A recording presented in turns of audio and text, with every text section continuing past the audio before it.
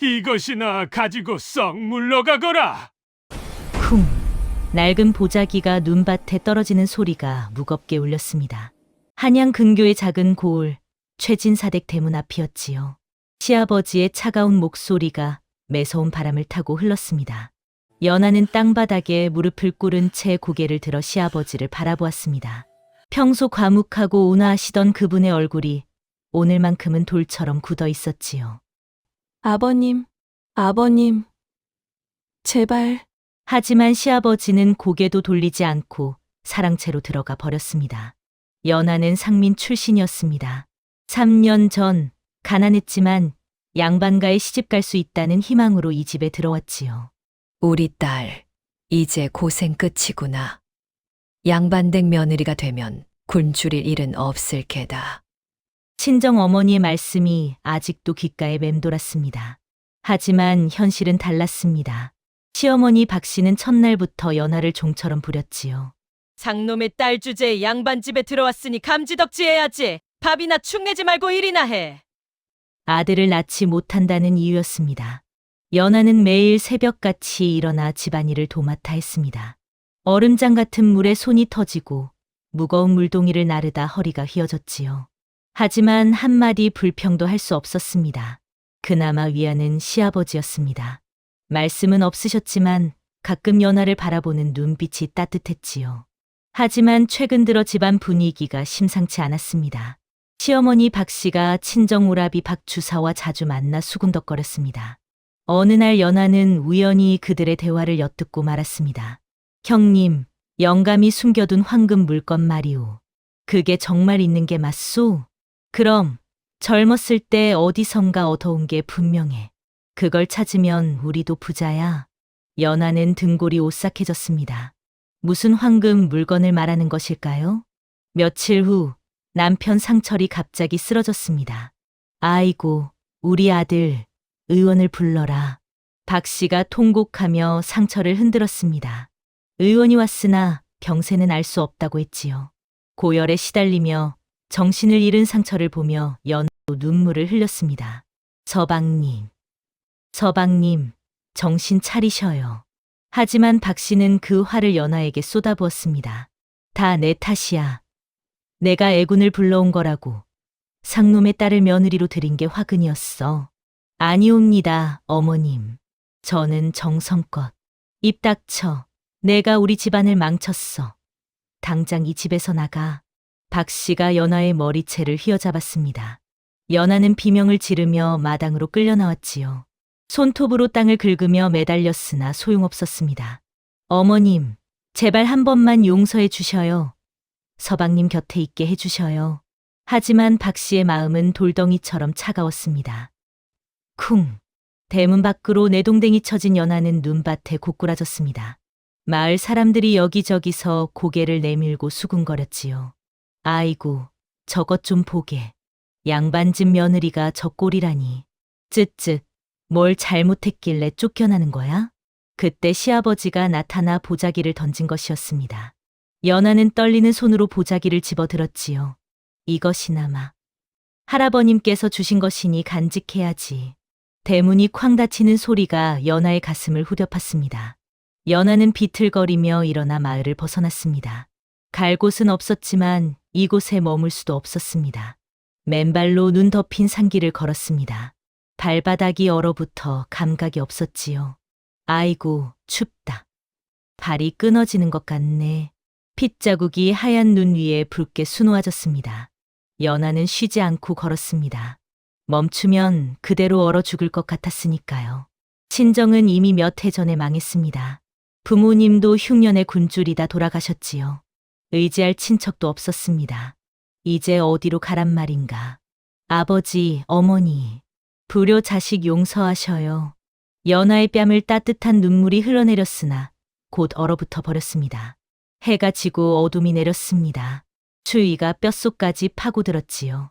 이러다 정말 죽겠구나. 그때 저 멀리 폐가 한 채가 보였습니다. 연하는 마지막 힘을 짜내어 그곳으로 향했습니다.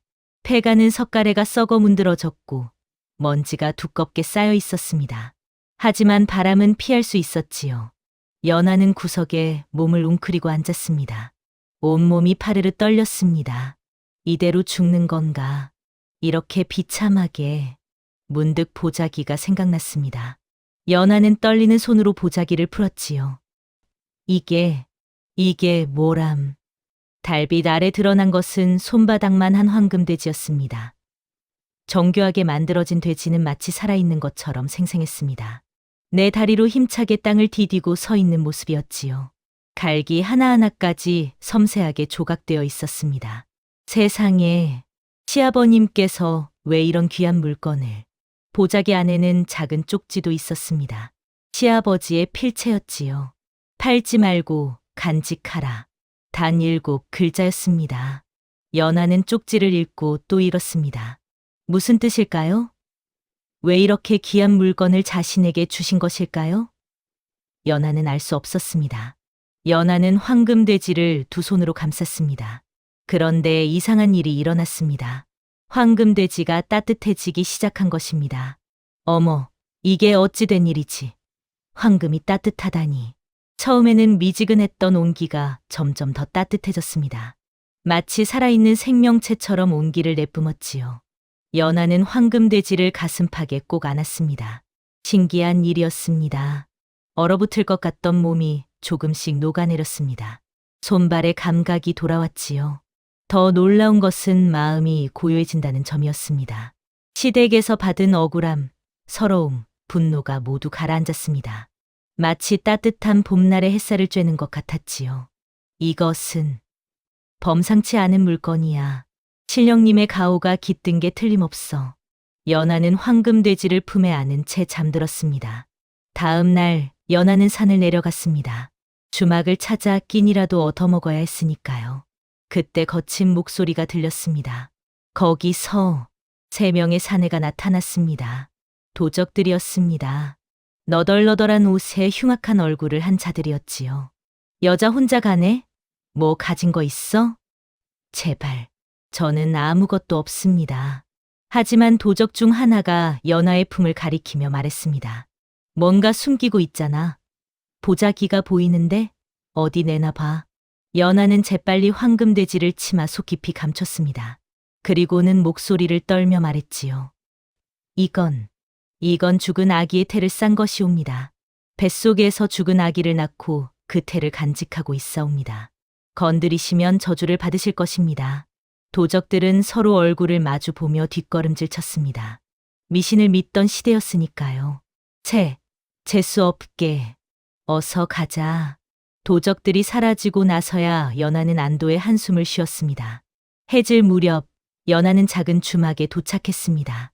주모는 쓰러질 듯 비틀거리는 연하를 보고 깜짝 놀랐습니다. 아이고, 아가씨, 어쩌다 이 지경이 되셨어요? 어서 들어오세요. 주모는 연하를 안으로 데려가 따뜻한 방을 내주었습니다. 그리고 뜨거운 국밥을 가져다 주었지요. 천천히 드세요. 사연은 나중에 들어도 되니까요. 연하는 눈물을 흘리며 국밥을 먹었습니다. 며칠 만에 먹는 따뜻한 밥이었습니다.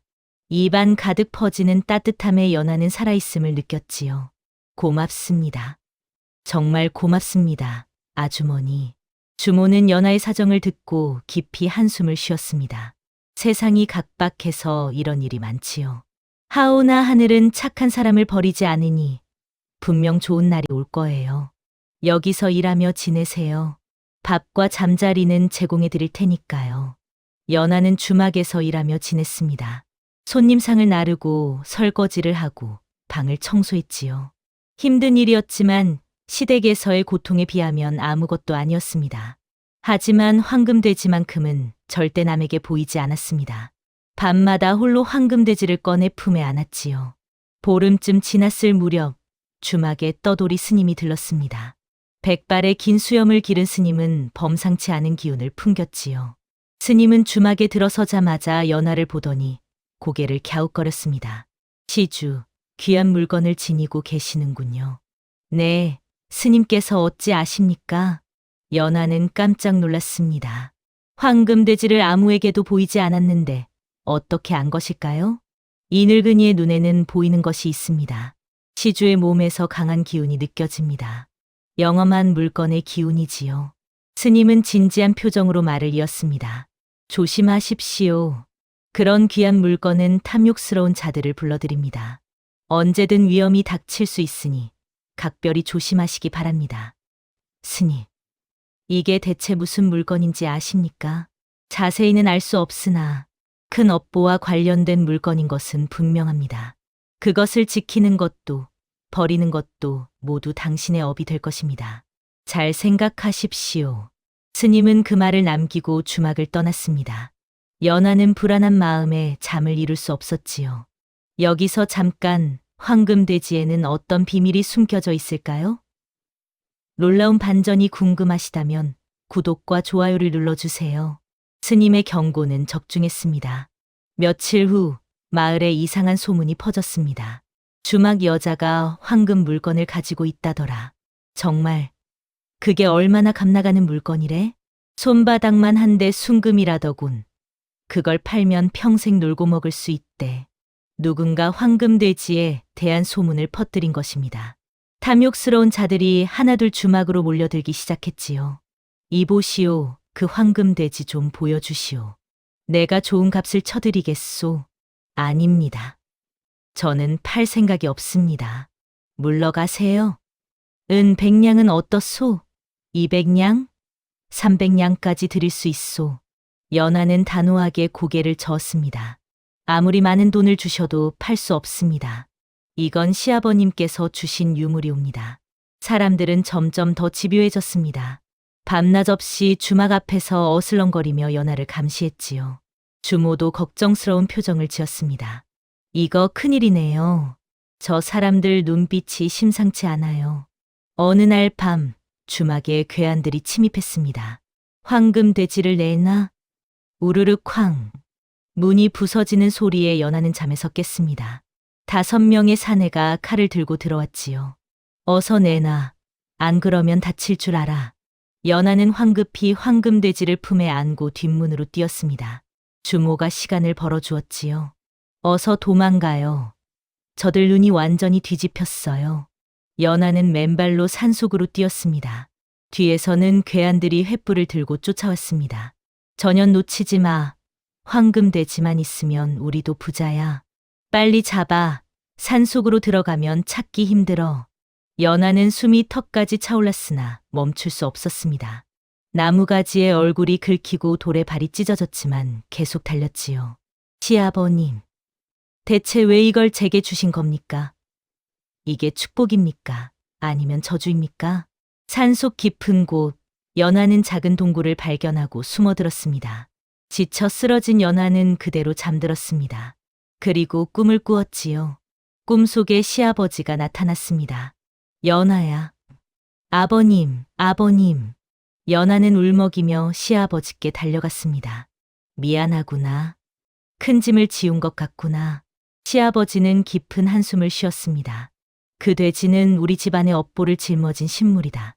내가 젊었을 때 큰 죄를 지었단다. 탐욕에 눈이 멀어 한 집안을 파멸시켰지. 그 집안의 재산을 훔쳐 황금돼지를 만들었다. 그 죄값을 갚기 위해 평생을 속죄하며 살았으나 여전히 마음이 무거웠단다. 아버님.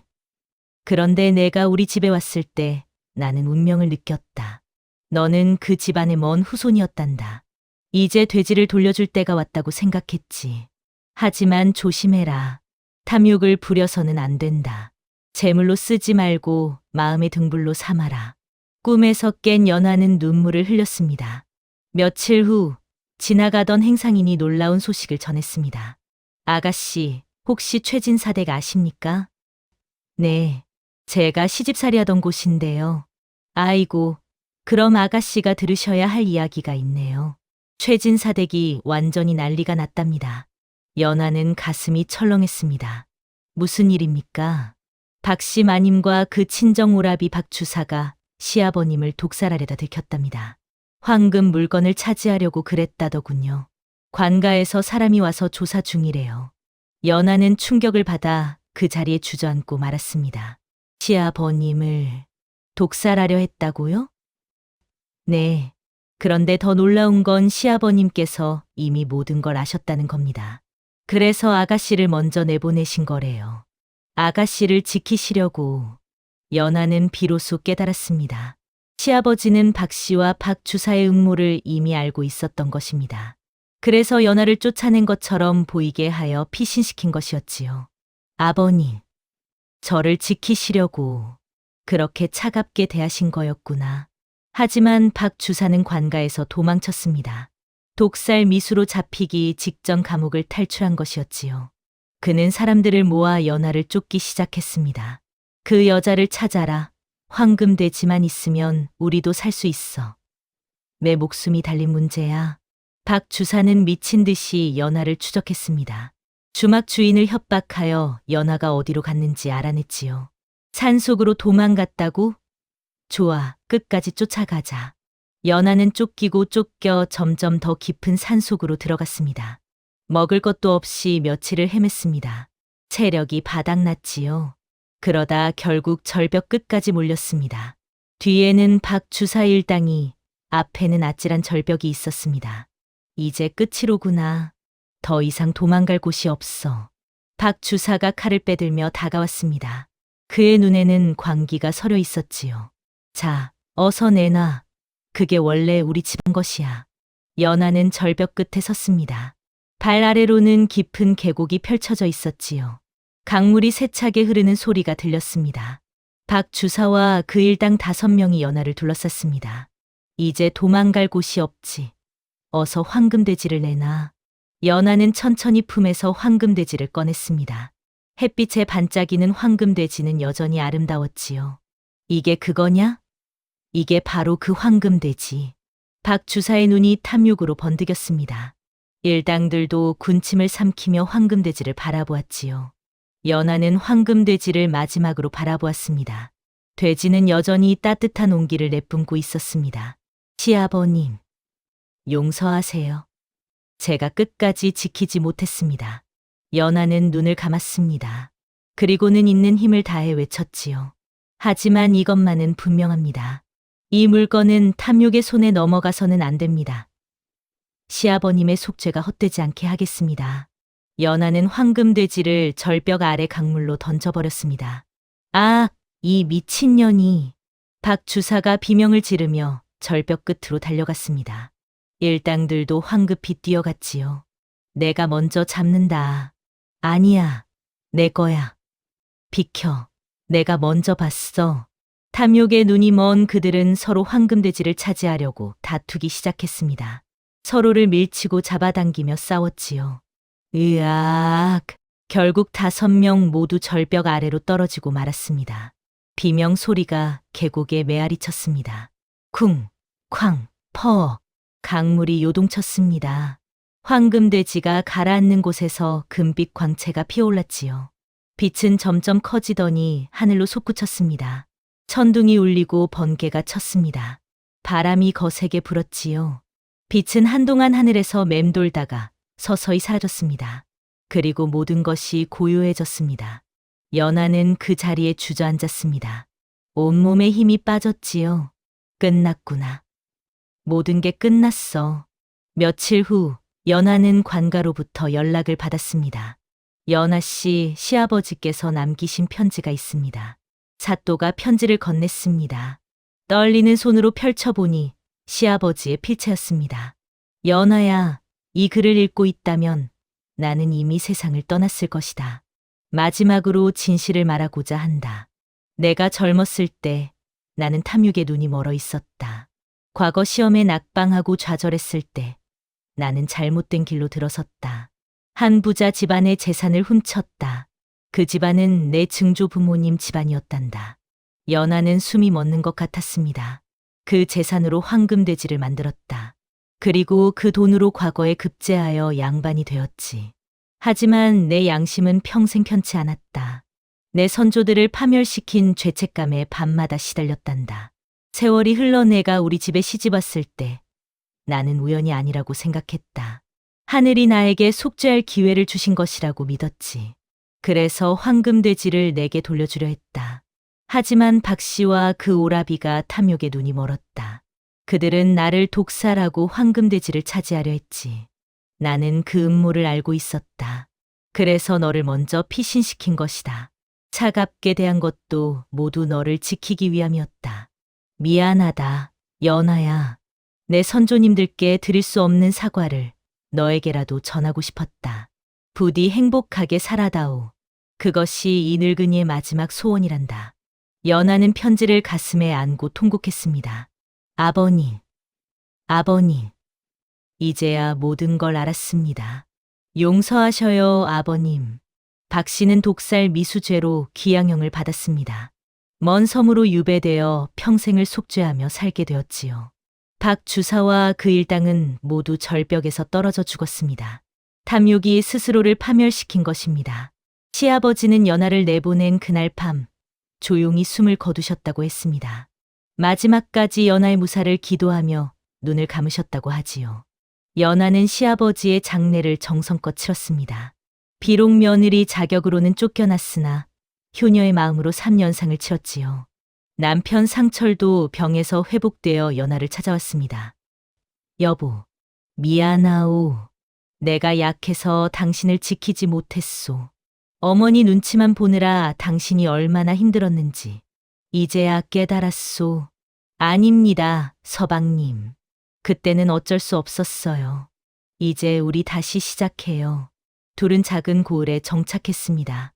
시아버지가 남긴 작은 재산으로 주막을 열었지요. 소박하게 살았지만 마음만은 부유했습니다. 몇 해가 흘렀습니다. 어느 봄날 연하는 강가를 거닐고 있었습니다. 따뜻한 봄바람이 뺨을 스쳤지요. 벚꽃이 흩날리는 아름다운 날이었습니다. 연하는 물가에서 작은 돌을 발견했습니다. 돌은 묘하게 돼지 모양을 닮아 있었지요. 연하는 그 돌을 주워 들었습니다. 아버님, 이제 편히 쉬세요. 업보는 모두 청산되었습니다. 저도 이제 행복합니다. 연하는 그 돌을 주머니에 넣었습니다. 그리고는 미소를 지으며 주막으로 돌아갔지요. 주막에는 남편 상철이 손님들을 맞이하고 있었습니다. 예전의 병약한 모습은 온데간데 없고 건강한 얼굴이었습니다. 여보, 어디 다녀오시오? 강가에 잠깐 산책 다녀왔어요. 그날 저녁 연하는 남편과 함께 소박한 저녁상을 마주했습니다. 보리밥에 된장찌개, 나물 몇 가지가 전부였지만 마음만은 따뜻했지요. 여보, 행복하오? 예, 서방님. 저는 지금이 가장 행복합니다. 시댁에서 고생하던 그때보다, 쫓겨나 산속을 헤매던 그때보다 지금이 훨씬 행복해요. 창문 너머로 달빛이 들어왔습니다. 그 빛은 마치 시아버지가 두 사람을 축복하는 것 같았지요. 연하는 문득 생각했습니다. 황금돼지는 사라졌지만 시아버지의 사랑과 속죄는 자신의 마음속에 영원히 남아있을 것이라고. 옛말에 백절불굴이라는 말이 있습니다. 어떠한 난관에도 굽히지 않고 이겨나간다는 뜻이지요. 하지만 더 중요한 것이 있습니다. 탐욕으로 쌓은 부는 업보가 되어 돌아오고 덕으로 흘려보낸 것은 삶을 구한다는 진리 말입니다. 재물은 사라져도 인연과 덕은 남습니다. 다음 영상을 빠르게 만나보시려면 좋아요와 구독을 눌러주세요. 그럼 더 재미있는 영상으로 찾아뵙겠습니다. 모두 행복한 하루 보내세요.